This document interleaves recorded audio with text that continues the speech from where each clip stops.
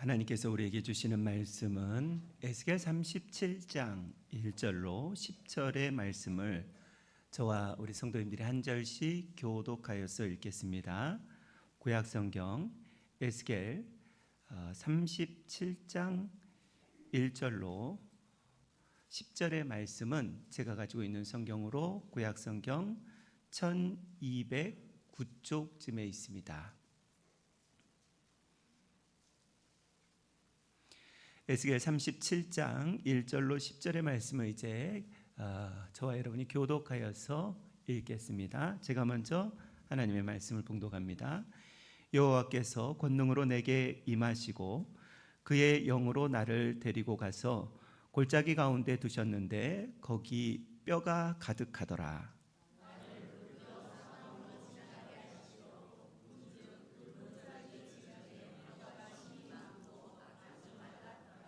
그가 내게 이르시되 인자야 이 뼈들이 능히 살아날 수 있겠느냐 하시기로 내가 대답하되 주 여호와여 주께서 아시나이다.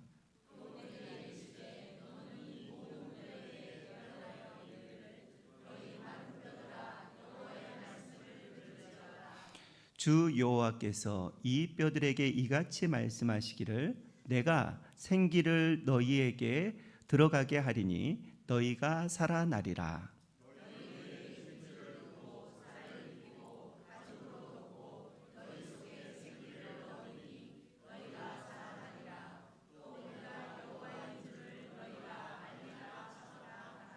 이에 내가 명령을 따라 대언하니 대언할 때 소리가 나고 움직이며 이 뼈 저 뼈가 들이맞아 뼈들이 서로 연결되더라.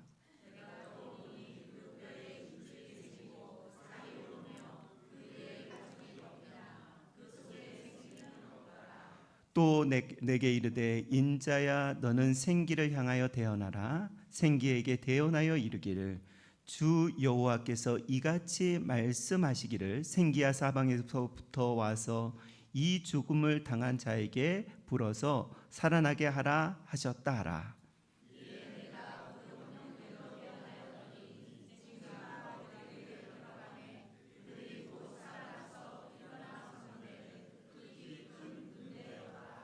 아멘.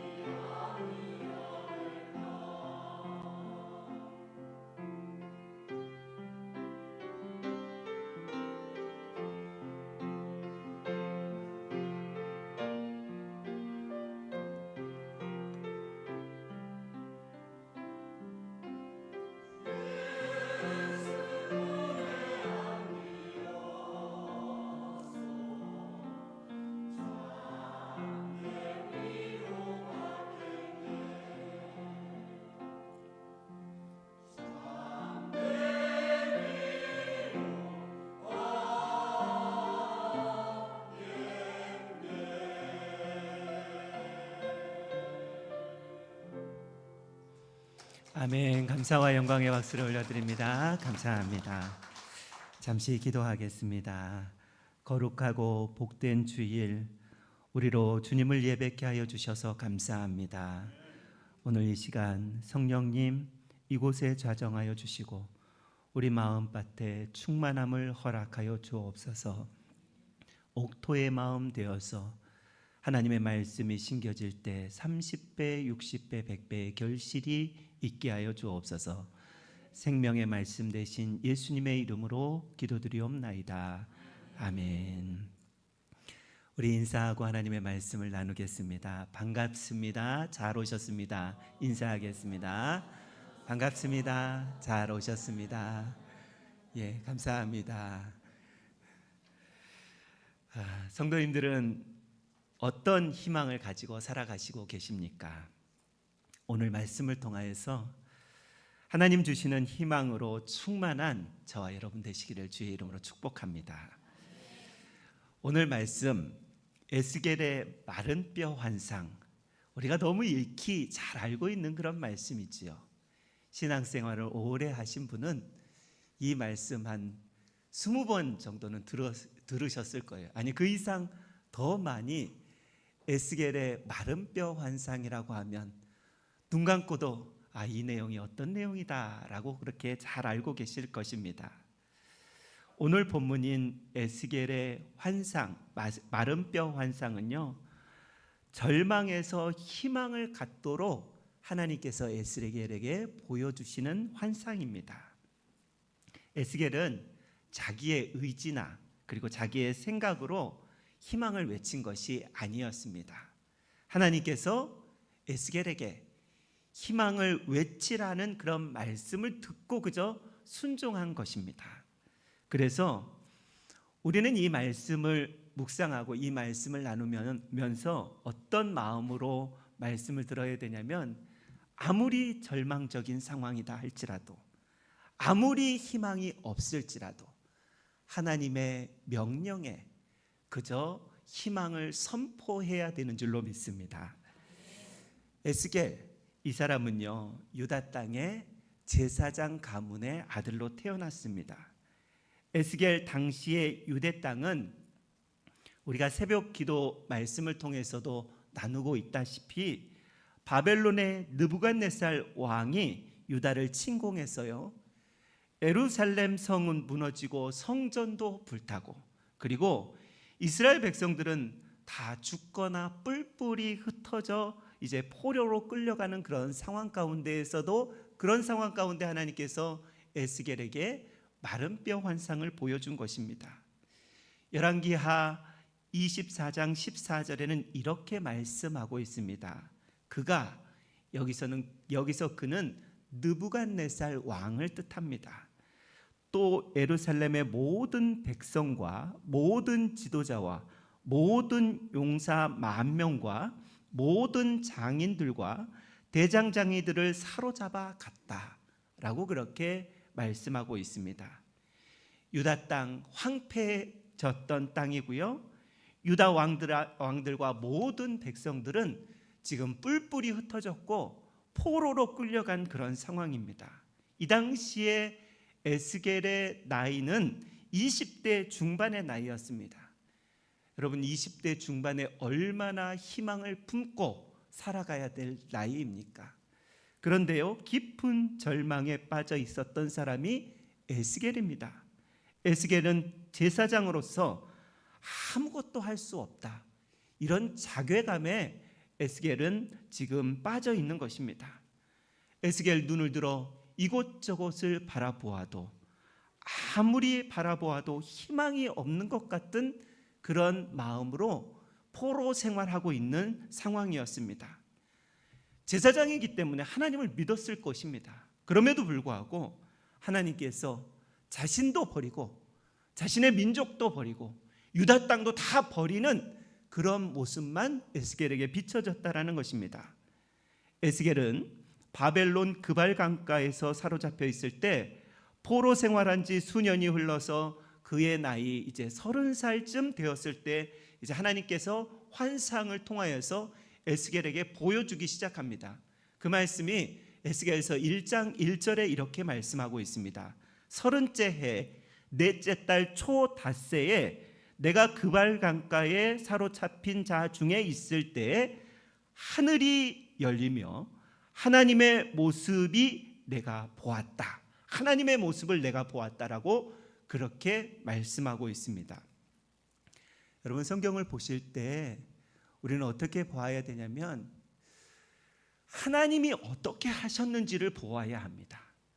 내가 하나님께 어떻게 했는지를 보는 것이 아니라 하나님이 나에게 어떻게 했는지를 보아야 한다는 것입니다.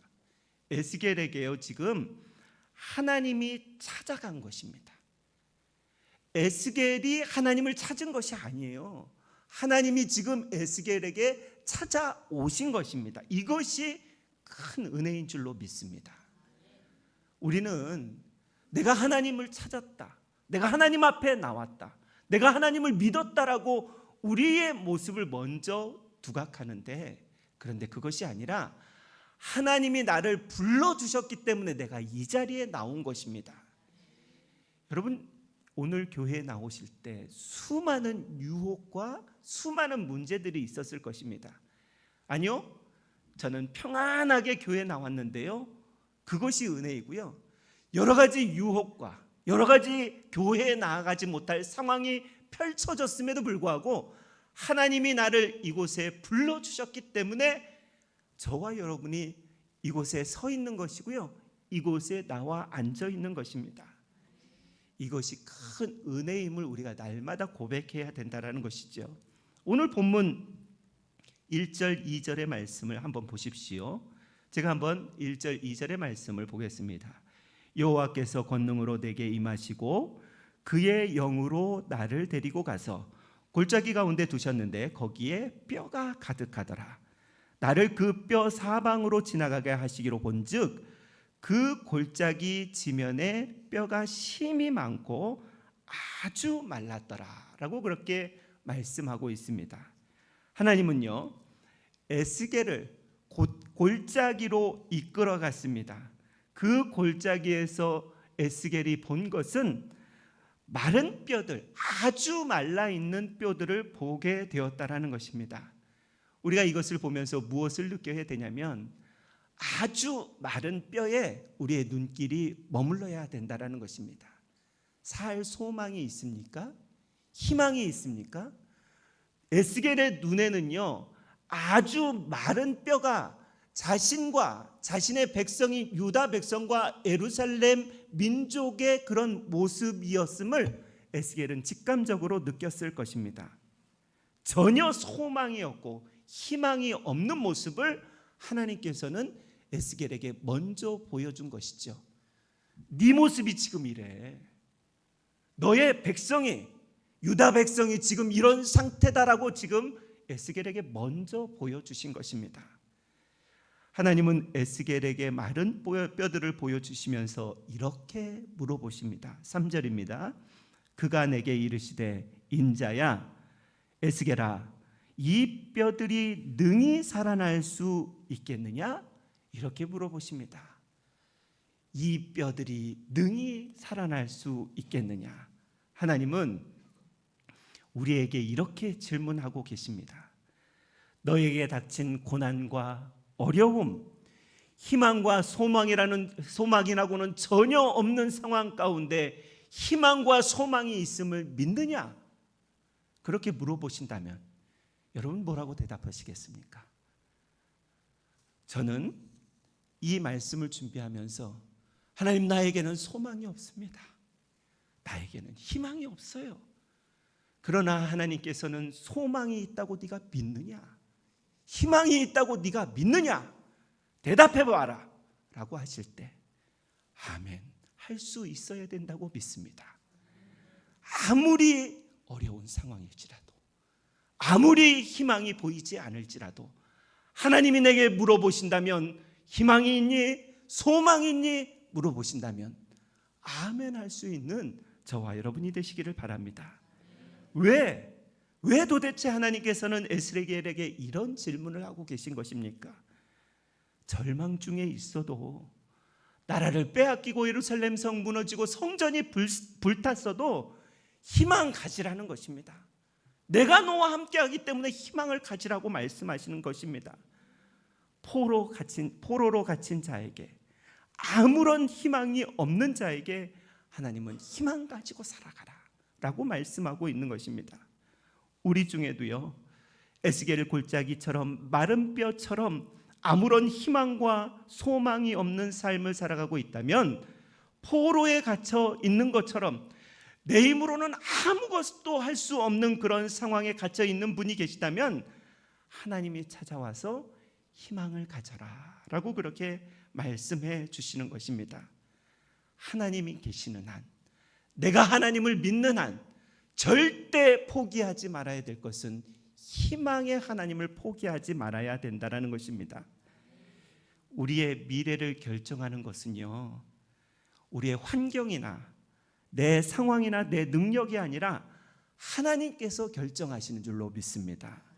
그래서 우리는 상황과 환경, 내 능력보다 내 능력을 바라보면서 절망하지를 말고 하나님을 바라보며, 그럼에도 불구하고 나는 하나님의 백성이다, 하나님은 희망을 선포하시는 분이시다라는 것을 고백하고 그리고 하나님께 나아가야 되는 것입니다. 하나님께는 절망이 없고요, 하나님을 믿는 저와 여러분에게도 절망이 없음을 우리는 늘 기억해야 합니다. 마른 뼈 같은 상황에서도 희망을 가지라. 왜냐하면 우리가 믿는 하나님은 언제나 희망을 선포해 주시고, 우리가 믿는 하나님은 언제나 살아계시고 우리와 함께 하시기 때문에 그렇습니다. 그렇다면 오늘 본문에서 말씀하는 희망을 어떻게 가질 수 있을까? 도대체 그 희망, 하나님은 희망의 하나님이시라고 그러는데 나는 이 희망을 어떻게 갖고 살아갈 수 있을까? 두 가지로만 살펴보기를 원합니다. 첫 번째로는 희망을 가지려면 하나님의 생명의 말씀을 들어야 합니다. 4절 보십시오. 4절에 이렇게 되어 있습니다. 또 내게 이르시되 너는 이 모든 뼈들에게 대언하여 이르기를 너의 마른 뼈들아 여호와의 말씀을 들을지어다. 한번 고백해 볼까요? 여호와의 말씀을 들을지어다. 아멘. 여호와의 말씀을 들으라라고 그렇게 말씀하고 있습니다. 여러분, 에스겔은요, 하나님의 명령과 하나님의 음성에 이해가 되지 않았을 것입니다. 여러분, 그럼에도 불구하고 에스겔은 지금 내가 이해된다고 하나님의 말씀에 불순종하지 않았습니다. 이해되지 않는다고 불순종하지 않았습니다. 이해가 되든 안 되든 하나님께서 명령하신 것이기 때문에 그저 순종하고 있는 모습을 볼 수 있습니다. 에스겔은 마른 뼈들에게 말씀을 들으라고 이제 외치기 시작합니다. 7절 8절의 말씀입니다. 이에 내가 명령을 따라 대언하니, 하나님의 명령에 순종했다라는 말씀이죠.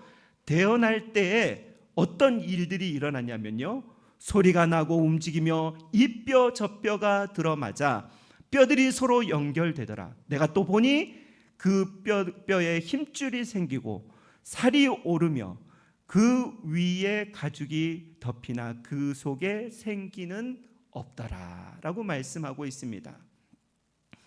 뼈들에게요, 지금 에스겔이 상당히 어려운 그 선포를 하고 있는 것입니다. 살아나라.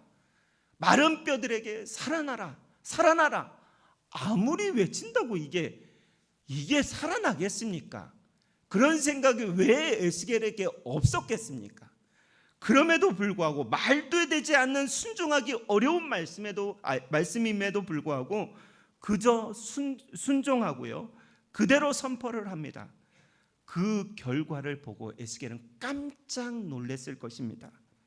죽은 지 오래된 뼈가요, 말라 비틀어진 뼈가요, 뼈들이 움직이고 뼈들이 서로 연결되고 힘줄이 생기고 가죽이 덮였다라고 그렇게 말씀하고 있습니다. 지금 에스겔의 상황은요, 죽은 뼈들 같은 상황을 향하여서 살아나라고 선포할 상황이 아닙니다. 에스겔 어떤 상황이라고요? 포로로 끌려간 상황이잖아요. 하루 이틀 포로로 끌려가서 감옥에 갇혀 있는 상황이 아닙니다. 자기가 자기를 봐도요, 자기 코가 석자예요. 에스겔 코가 석자인데도 불구하고, 그럼에도 불구하고 하나님은 이 최악의 상황에서, 마른 뼈 같은 상황에서 말씀하실 때 그 말씀에 순종했다라는 것입니다. 에스겔이 살아있지만 죽은 자와 같은 그런 상황 가운데서 말씀에 순종했을 때 놀라운 기적을 체험하게 됩니다. 여러분, 저는 이 말씀을 준비하면서 이런 생각이 들었습니다. 우리도 하나님의 말씀을 잘 듣습니다. 또 하나님의 말씀은 잘 묵상을 합니다. 그러나 거기까지예요. 거기까지. 하나님은 들은 말씀대로 행하고 순종하라고 그렇게 이야기하는데요, 용기가 없어요. 제가 그래요. 이거 이렇게 순종했다가 안 이루어지면 어떡하지? 이렇게 선포했다가 안 되면 어떻게 하지라는 걱정과 염려가 제 안에 갑자기 엄습합니다. 그러면 그 말씀에 순종할 수 있느냐? 절대 순종하지 못해요. 되든 안 되든 그것은 하나님의 몫인데, 저는요 항상 하나님의 몫까지 염려하고 걱정하고 있는 제 모습을 발견할 수 있어요. 우리 성도님들은 어떠십니까? 하나님은 그저 순종하라고 그렇게 말씀했는데, 순종했다 안 되면 어떡하지? 순종했다 잘못되면 어떡하지? 이런 생각이 우리 안에 가득하기 때문에, 그렇기 때문에 순종까지 나아가지 못할 때가 얼마나 많이 있습니까? 우리가 믿는 하나님은 말씀으로 천지 우주 만물을 창조하신 하나님이신 것을 믿습니다. 우리가 믿는 하나님은요, 하나님의 말씀은 불가능을 가능케 하신 하나님이신 것을 믿습니다. 하나님은 죽은 자를 살리시는 분이시다 라고 로마서 4장 14절에 이렇게 말씀하고 있습니다. 하나님은 죽은 자를 살리시며 없는 것을 있는 것으로 부르시는 이시다 라고 그렇게 말씀하고 있습니다.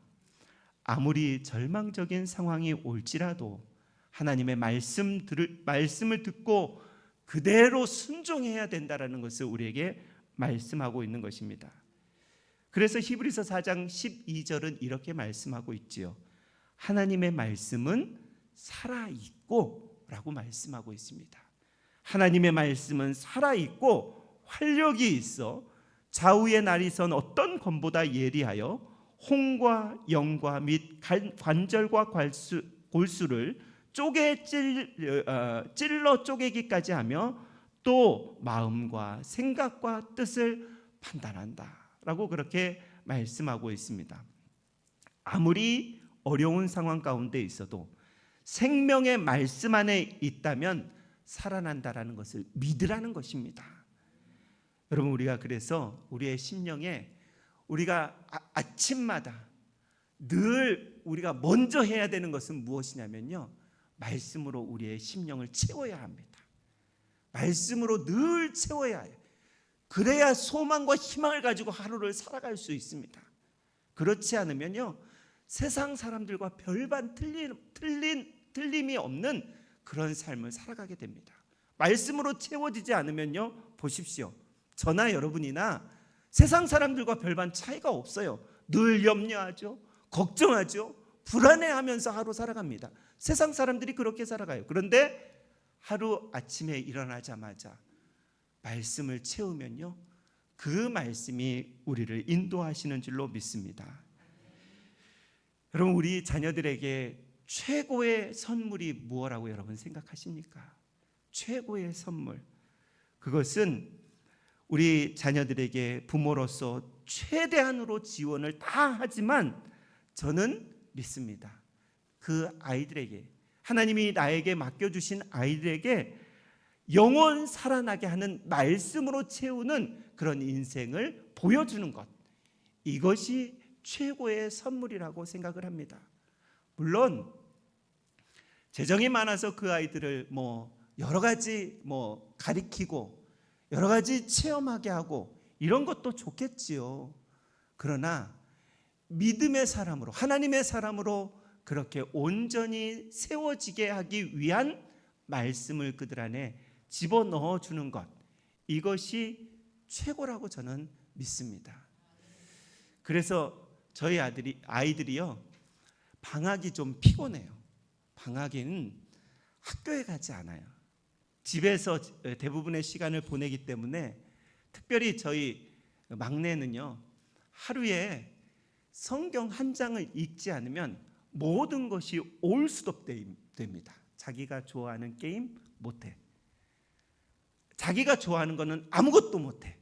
왜냐하면 말씀을 하루 읽지 않았기 때문에. 그런데요, 이 아들이 얼마나 괴로워하는지 몰라요. 말씀 한 장 읽는 거 얼마나 괴로워하는지 몰라요. 그러면서 제 모습을 보게 됩니다. 야, 내가 목사가 안 되었으면 말씀을 이렇게 보았겠는가? 라는 그런 생각을 해봅니다.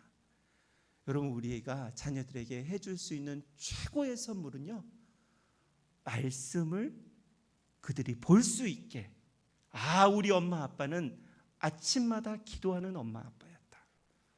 우리 엄마 아빠는 아침마다 말씀을 묵상하는 엄마 아빠였다. 이것을 보여주면요, 아이들이 커서 그냥 해요. 엄마 아빠가 한 것처럼 해요.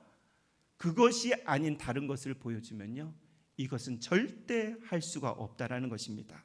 그래서 예수님께서 이렇게 말씀하셨잖아요.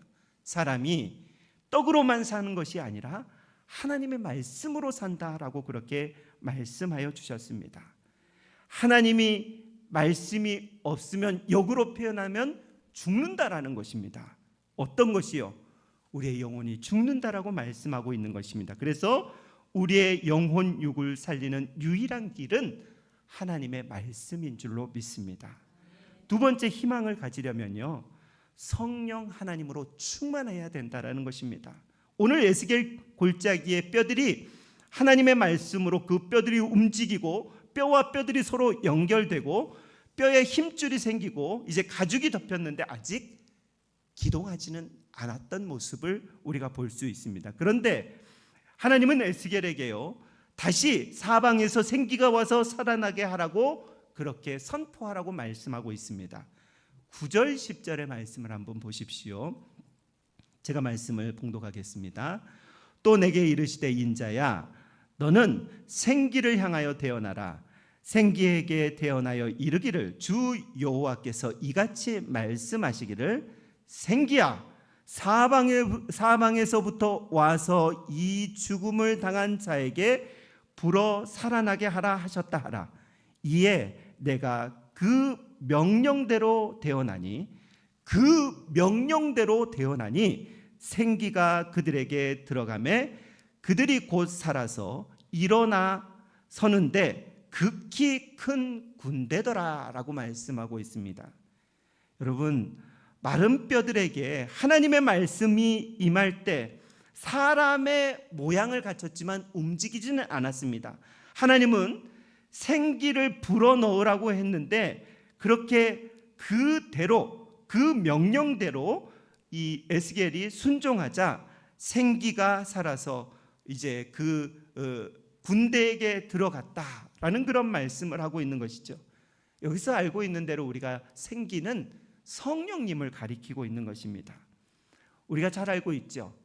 성령님은 하나님의 감동으로 늘 임한다라는 것을 그렇게 잘 알고 있습니다. 그래서 성경은요, 하나님의 감동으로 쓰여졌다고 디모데후서 3장 16절에 이렇게 말씀하고 있습니다.